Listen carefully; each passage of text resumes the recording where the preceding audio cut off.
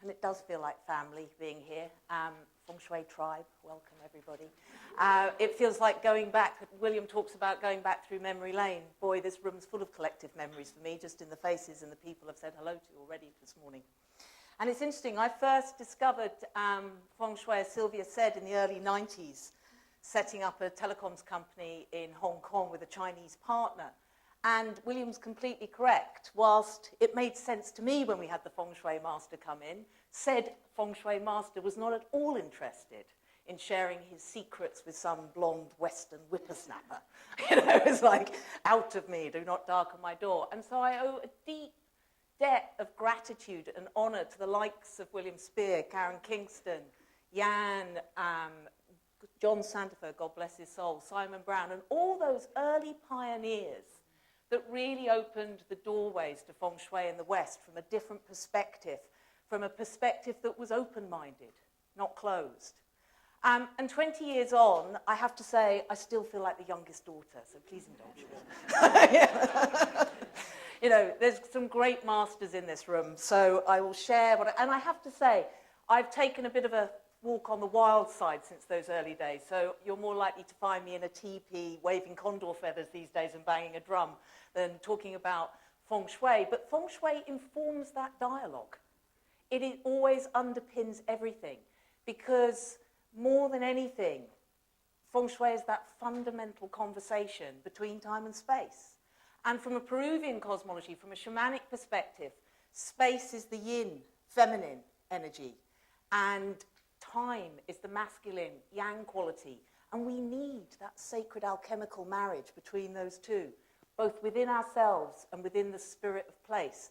Because actually, for my fundamental understanding, that's what will create heaven on earth. When we actually understand that marriage of the yin and yang within each of us. But for today, we're going to go a little bit more pragmatic and practical. And we're going to talk about buying and selling your home. And it is informed with that real spirit of place, because it's that dialogue. You know, you are another me, I am another you. There is nothing going on out there, guys.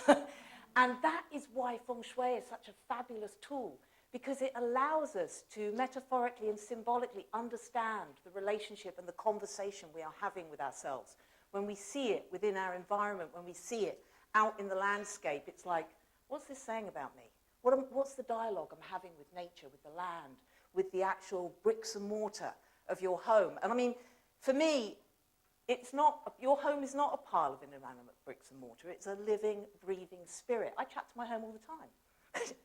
Husband thinks I'm mad, my family think I'm mad, but I don't really mind. I'm quite happy to be that mad, because my home speaks back, and I hear it, and I know what it needs to feed it, and therefore it feeds me.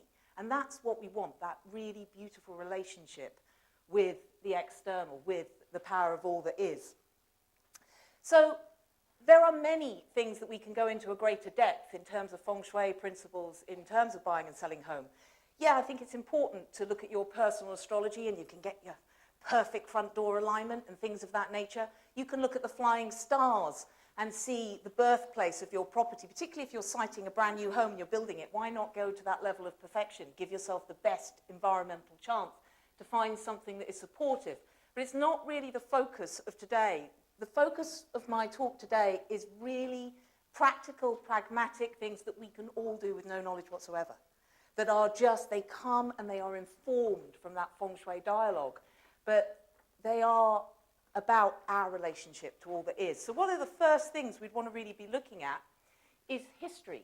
It amazes me how many clients, when I go to them, and of course, it's, you know, as William said, it's always when there's something wrong. It's never when life's going right. You're always a last resort. I so often, oh, well, I've tried everything else and then I found you. You know, such a compliment, isn't it? It's like, when all else fails. Anyway, but it's amazing. You ask people about the history of their home. Who had your home before you? Who lived here before? Oh, I don't know. I never thought to ask. It's so important, that lineage. I mean, not only is it important to us as individuals to understand our lineage, our ancestors. The shamanic perspective is always about honouring the ancestors. We're not just isolated beings in time and space. There's, you know, we came from the original ancestors and we're continuing that line somewhere else. We are part of the continuum of all that is. So what are you buying into? And the predecessor chi, as it's, you know, called in Feng Shui terms, find out, ask questions. If the estate agent doesn't know, do a bit of investigation. Has that property changed hands endless times over the last years and months? There's something probably not right about it. There's obviously no stable energy there. There's no solid foundation. You are looking for something aspirational to move into. You want to know that the people have moved from your house into a bigger, more wonderful property, or they've, retired to the Bahamas or something. That's kind of aspirational in terms of what you're looking for. If you're looking to conceive a family, has a happy family been in that home that has moved because they've run out of bedrooms because their family's grown so much? Then that's going to be good conception energy, for example. You don't want to be moving in where perhaps they're a single couple or there's been constant. And of course, the 3 Ds that estate agents always look at are that death, debt, divorce. Despite, however, you try and go into estate agents and persuade them of the benefits of Feng Shui. I've kind of given up these days, but every now and again you'll get one that might listen to you. But yet they all know that if they have a house where there's been a death, there's a lot of debt, there's bankruptcy, or there's been a divorce, that will sit on their books for a lot longer than any other property. So why do they, it always amazes me why they will not embrace a different dialogue, a different conversation, because they understand those are the houses that are going to be difficult to shift because of that predecessor chi. We all know this if we look at our high street. There's always that shop or that business, isn't there, on the high street? It doesn't matter what takes over. It could be a restaurant, it could be a DIY shop. 6 months later, it's bankrupt. It's just gone, and it's because it holds the blueprint of bankruptcy. And until that is shifted and cleared, then really that will continue to, that history continues to repeat. Endlessly, I've been to houses where, and again, it's always at last resort, if they called her in early, it might have saved the marriage, but it's normally, I'm just getting divorced. And you say, well, who lived in your house before? Oh, well, they split up, and it was, and you'll find 2 or 3 house or sales back, it would have been a divorce situation. It hasn't really shifted in that. And death, not so much, it's if somebody has had a long, protracted illness, and has perhaps there is sickness in the land, it's indicative, those 3 things, the death, debt, divorce, that perhaps something is ill at ease in the land energies. So look at the earth energies, because another thing that people say to me, oh, it's a new house, there can't be anything, it's brand new, it's a new build. Yeah, but what was the land? It's still built on something. Is it built on top of a disused mental hospital, or what is the history of place? I had a fantastic client of mine. Mind you, he did all those like Feng Shui nightmares, built his house at the end of the cul-de-sac because he thought he got a bigger garden and all the rest of it.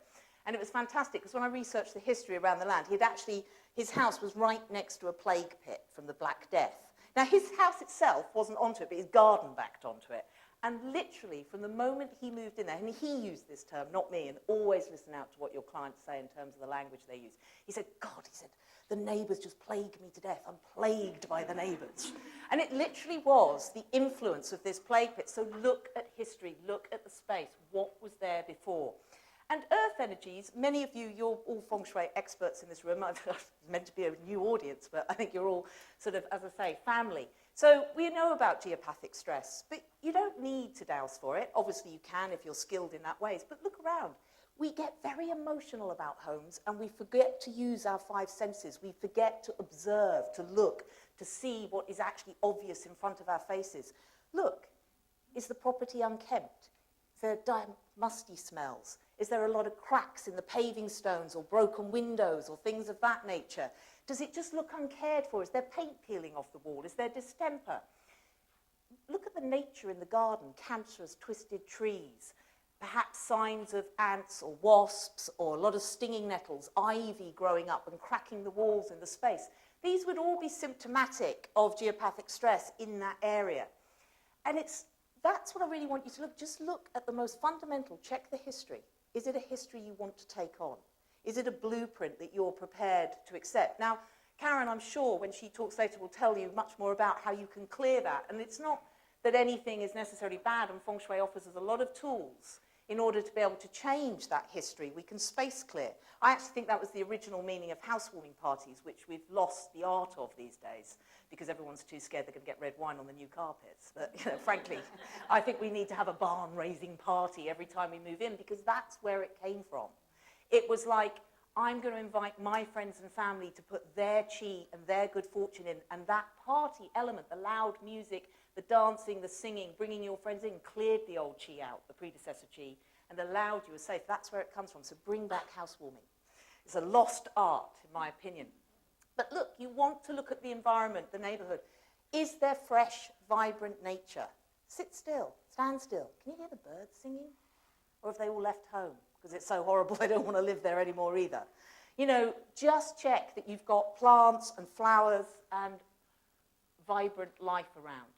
From form school perspective, location, location, location. Now, it's not whether you're living in Mayfair or Hackney Wick. It's much more about the form. William talked about this in terms of the mountains. In original Feng Shui, it was about siting the perfect graveyard or siting a farm so that you would get wealth, because if you can grow surplus crops, then you can pass that wealth on to your neighbours and you can make money from it. That's where true wealth comes from, being able to feed your community. So the form schools, the four celestial animals, another way of actually thinking of this in its most simplistic form is just thinking of armchair Feng Shui. It's often called that sometimes in its more colloquial language. And that's what you're looking for. You look at the basic siting of the property. If you stand at the front door looking out, that's the phoenix. You want an open, prosperous future to be able to grow into. Now, many of us live in urban environments. You're not going to necessarily have a beautiful open field and trees to look out and gaze onto. More's the pity. But is it attractive? Are the houses opposite you slightly lower? They're not overbearing so that you walk out and you feel completely overwhelmed by some skyscraper opposite you and things like that. Do they have pretty window boxes? Are they well cared and cared for? Do you think, yeah, that's a pleasing view? I don't mind looking at that. That feels like I can grow into that environment.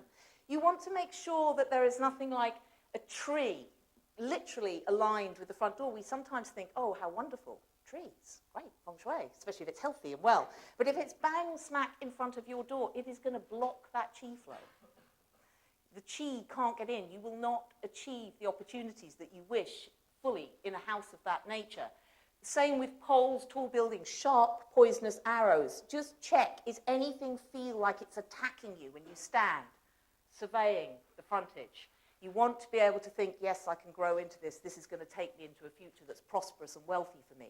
The back, the tortoise that sits at the back with its hard shell protecting us, keeping us safe. It's that mountain energy. So when you're looking at the back garden, when you're surveying the back of the property, is the land higher than the front? You always ideally would want the slope from back to front so that you're moving forward into your future. If your back garden slopes away from the house, think about the bagua if we just looked at it aligned to the three-door gate rather than from a compass perspective, then you're basically losing your wealth, your fame and fortune, your relationships. They're falling away. It's very hard. Qi comes in through the front door, it circulates, but then we want to hold the qi. See, when you're sitting in your armchair watching the telly, you're held. Nowhere to go, you've got a nice, safe, soft back supporting you. You get nourished in that environment. Your back's protected, so make sure the back of your property is protected. You would like a fence that's not all broken and rickety that the neighbours' sort of dogs and foxes and everything else can kind of wiggle in and out of.